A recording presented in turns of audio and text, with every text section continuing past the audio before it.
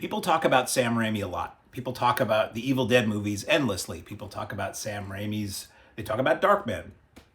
They occasionally will talk about Drag Me to Hell. They talk about Sam Raimi's Spider-Man movies, but they don't talk about Sam Raimi's other movies. And his other movies are really interesting. A Simple Plan is one of them.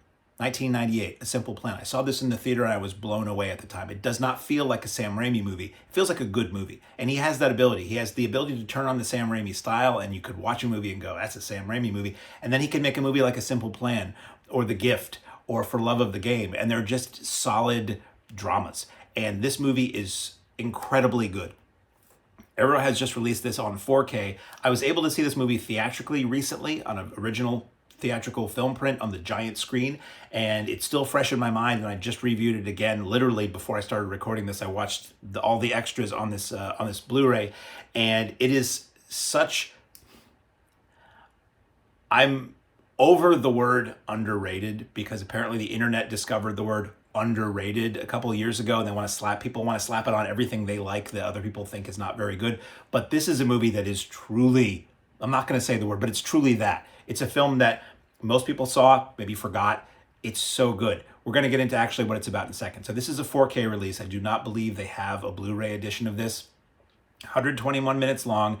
Stars Bill Paxton as a simple small town guy, like up in the Midwest, mid-Northwest, something like that, mid-North Michigan area maybe. It's snowy there, let's just put it that way.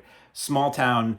He has a brother played by Billy Bob Thornton, who's kind of a simple-minded guy, kind of a mess-up, he barely gets by in life, drinks his paychecks away, that kind of thing.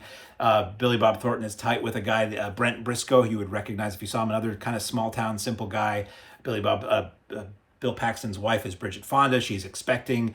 Bill Paxton has managed to raise himself up from the humble farm beginnings that he and Billy Bob Thornton had to own, like I say, I believe it's the local hardware store. He works locally, let's put it that way. And he does okay. He gets by. He's got a house. He's got a nice house. He's got Bridget Fonda, his wife, is expecting a kid. And they're out doing something one night, Billy Bob Thornton and Brent Briscoe and Bill Paxton, and they discover in the woods a plane that has gone down. It's been there for a while, and they open it up to see if they think somebody's inside. I'm not going to tell you the whole story. That somebody is not alive anymore, and they find some duffel bags, and they open them, and there's a lot of money in there. And that's where this movie goes. These guys hatch a simple plan to be quiet, sit on the money for a period of time, divide up the money quietly, and improve their lives with this. It seems very simple, doesn't it? Doesn't go that simply. What's that old adage of 3 people can keep a secret only if 2 of them are dead?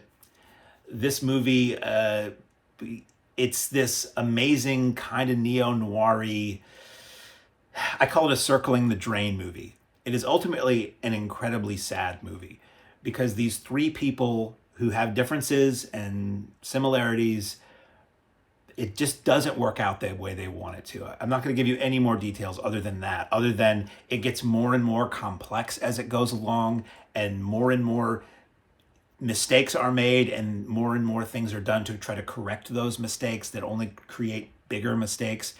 It's based on a book, which I've also read. This film was actually written by the author of the book, so the same person who created the story guided the story in the film. The book is great. I would highly recommend it. The film is great. I would highly recommend it. The less you know, the better. If you know what the trailer shows you, the trailer even shows you too much. Don't even watch the trailer. Just know that it's about guys who find some money, they try to keep it quiet, and things don't go well. It's really, really good. I can't say that enough. It's really good. It is grim. It is sad. It is devastating. It is depressing. And it's not a movie you maybe want to watch over and over again, but having seen it again, I'm like, wow, this is great. Everybody in this is fantastic. Why does nobody talk about this movie? So extras and specs on this. As I said, 4K, so this transfer looks amazing, and it really shows the difference when you watch the extras and some of the extras that were ported over from the original time of release. You can see what a film transfer looked like then versus what this 4K transfer looks like now. It looks really, really good. Presented in English 5.1 surround sound, English 2.0 stereo. We have 2 new commentaries. I'll tell you what's new and what's not. I think just about everything on here is new. You get a commentary by film writers Glenn Kenny and Farron Smith Neme, and that is very interesting. Analytical, talks about what's going on in the film, talks about other films that this bears relation to, talks about the people who worked on the film. Totally good listen. We have a second commentary by production designer Patricia von Brandenstein, hosted by Justin Beam.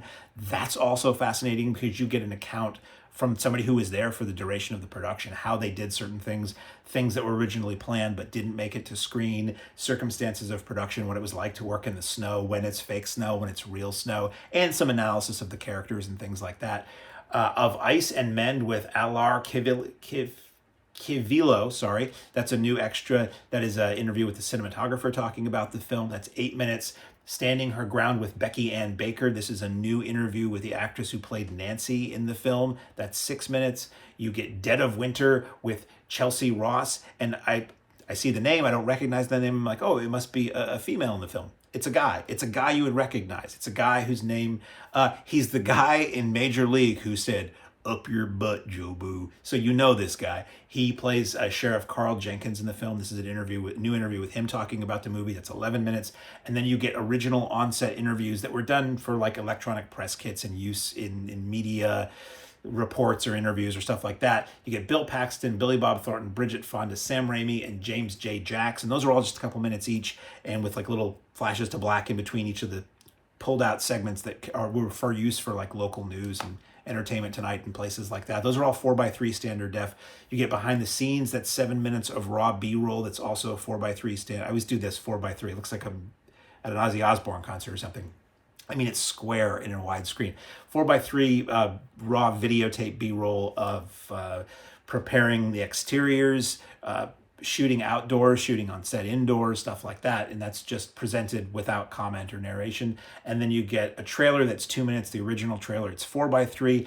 It kind of looks cruddy. Kind of looks like 4:3 video, like they couldn't find like an actual film copy to scan or something, which is unfortunate. But that's there for comparison purposes to how bad film used to look on video or TV compared to what it looks like with 4K now. So beautiful edition from Arrow Video in 4K of Sam Raimi's 1998 A Simple Plan. Highly recommended.